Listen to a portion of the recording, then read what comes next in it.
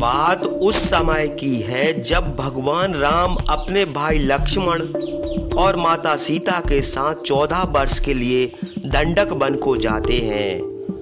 और जब वह कौशल देश की सीमा पार करने के बाद वत्स देश में पहुंचते हैं तो सीमा से कुछ दूर चलकर एक बहुत बड़ा विशाल बरगद का पेड़ मिलता है। वहीं से घना वन लगा होता है। वहीं पर सूर्य अस्त हो जाता है और अंधेरी रात आ जाती है।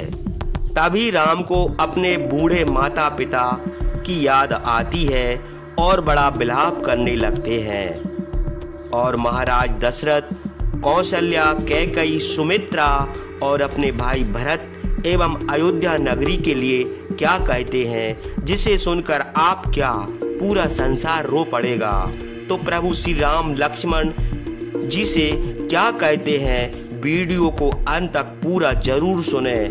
वीडियो अच्छी लगे तो लाइक और चैनल को सब्सक्राइब भी करें। रामचंद्र ने उस वृक्ष के नीचे शाम काल की संदो उपासना करके लक्ष्मण से कहा, भैया आज देश से बाहर हम लोगों के लिए यह पहली रात है। सुमंत्र भी आज नहीं है, इसलिए तुम उदास ना होना।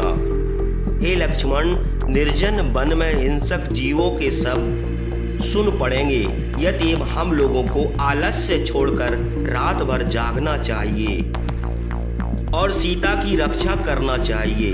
हे लक्ष्मण, इस समय महाराज दशरथ बड़े दुखी होकर सो गए होंगे और कैकेयी का मनोरथ सफल हुआ है, इसलिए वे संतुष्ट होंगी। कैकेयी देवी भरत के आने पर राज के कारण कहीं महाराज दशरथ के प्राण न ले ले, यह मुझे संदेह हो रहा है।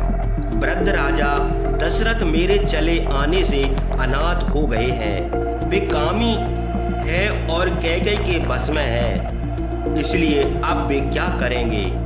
इस दुख को और उनकी मति भ्रम को देखकर मुझे यह अनुभव हुआ कि काम ही धर्म और अर्थ से बड़ा है। हे लक्ष्मण, जिस तरह पिताजी ने मुझे त्याग दिया है, उस तरह क्या कोई मूर्ख मनुष्य भी स्त्री के लिए अपने आज्ञाकारी पुत्र को त्याग कर सकता है। अब भरत अकेले कौशल देश के राज्य का भोग करें और अपनी स्त्री के साथ सुख करें। मैं वन को चला आया हूँ। पिताजी हैं, वे स्वर्ग लोक को चले जाएंगे और भरत अकेले संपूर्ण राज का सुख भोगेंगे। जो मनुष्य धर्म और अर्थ को छोड़कर केवल काम का अनुयायी होता है, वह बहुत शीघ्र राजा दशरथ की तरह विपत्ति में पड़ जाता है। हे सौम, मैं समझता हूँ कि राजा दशरथ की मृत्यु मेरे वनवास और भरत को राज दिलाने के ही लिए कैकेयी हमारे कुल में आई है। जो हो, अब वह अपने सौभाग्य के मद से उन्मत्त होकर मेरे कारण कौशल्या और सुमित्रा देवी को भी पीड़ित करेगी। हम लोगों के कारण माता कौशल्या और सुमित्रा को भी दुख उठाना पड़ेगा। यदि हे लक्ष्मण, तुम कल प्रातः काल अयोध्या को लौट जाओ, मैं अकेला ही सीता को साथ लेकर दंडक वन को जाऊंगा और तुम अयोध्या में जाकर अनाथ कौशल्या की रक्षा करो। हे धर्मज्ञ, नीच काम करने वाली कैकेयी द्वेष के बस अन्याय करेगी। वह तुम्हारी माता सुमित्रा और मेरी माता कौशल्या को विष भी दे सकती है। हे लक्ष्मण, स्त्रियां मरने पर ही अपने पुत्र का वियोग देखती हैं, किंतु मेरी माता को जीवित अवस्था में ही अपने पुत्र के वियोग का दुख देखना पड़ा। हाय, कौशल्या देवी ने बड़े दुख से पालन पोषण करके मुझे इतना बड़ा किया, और जब पुत्र उत्पन्न होने का फल मिलने का समय आया तब मेरा वियोग हो गया।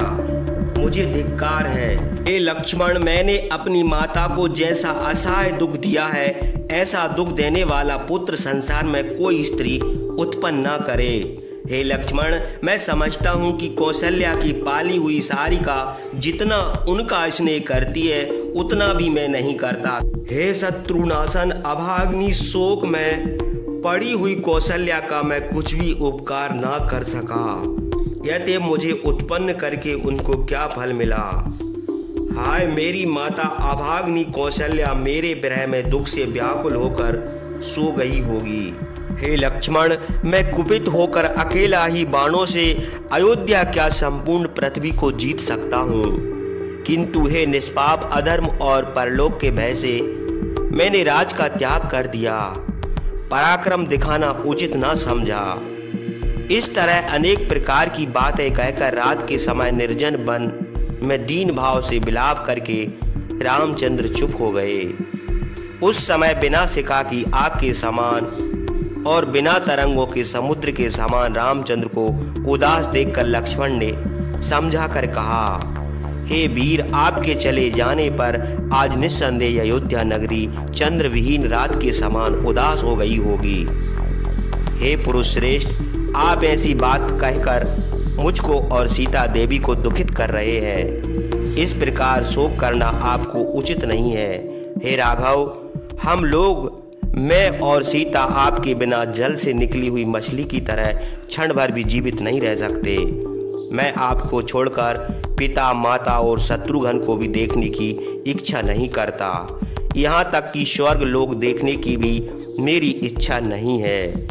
उसके बाद धर्मात्मा रामचंद्र समीप ही बरगद के नीचे अपने सोने के लिए तैयार हुई सैया पर सोए। शत्रुनाशन रामचंद्र ने लक्ष्मण की कही उत्तम बातें सुनकर वानप्रस्थ धर्म का पालन करते हुए प्रसन्नता के साथ वनवास का समय बिताने की इच्छा की। उस निर्जन भयानक वन में महाबली रामचंद्र और लक्ष्मण पहाड़ पर रहने वाले सिंह के समान निर्भय हो गए। रामचंद्र, लक्ष्मण और सीता उस रात को उसी वृक्ष के नीचे सोकर दूसरे दिन प्रातः काल सूर्य के उदय होने पर वहां से घने वन में होकर गंगा और यमुना के संगम की ओर चले। वहां की भूमि बहुत अच्छी थी, देश बड़ा मनोरम था और अनेक प्रकार के वृक्ष फूले हुए थे। उस स्थान को देखते हुए जिसे पहले कभी नहीं देखा था, दिन के समाप्त होने पर रामचंद्र ने लक्ष्मण से कहा, हे लक्ष्मण, यह देखो प्रयाग के समीप धुआं उठ रहा है। इससे जान पड़ता है कि यह मुनियों के आश्रम है। हम लोग गंगा और यमुना के संगम पर पहुंच गए हैं, क्योंकि दोनों नदियों के जल के संघर्ष का शब्द सुन पड़ता है। वन की वस्तुओं से जीविका करने वाले मनुष्यों ने लकड़ियां और आश्रम के समीप के वृक्ष की शाखाएं जो काट डाली हैं देख पड़ती हैं। सूर्य अस्त होने के समय धनुर्धर रामचंद्र और लक्ष्मण गंगा यमुना के संगम पर भरद्वाज मुनि के आश्रम के समीप पहुंचे।